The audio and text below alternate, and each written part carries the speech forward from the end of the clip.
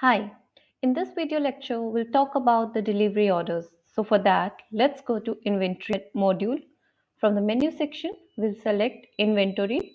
Here you can see different type of operations available, out of which delivery order is one. So we can configure the type of delivery order option we want for our system from the configuration settings.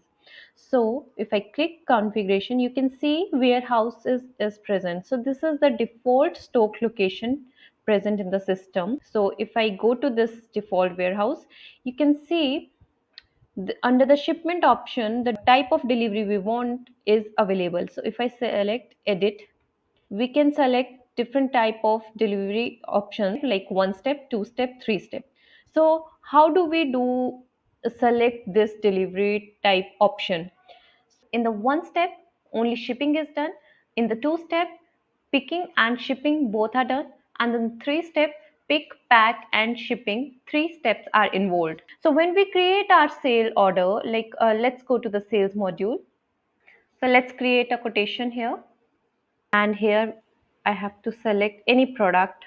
So I'll give the XYZ description for now. Let's save it,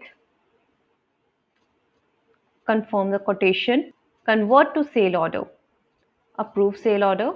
And you can see once the sale order has been approved, inside the delivery tab, you can see number one is showing. That means one step delivery is available for this particular sale order. And similarly, if I select two step delivery order, then here you would be able to see the type 2 delivery would be shown here. And similarly for the three step, 3 delivery would be shown here. So this way the delivery orders we perform when we confirm the sales order.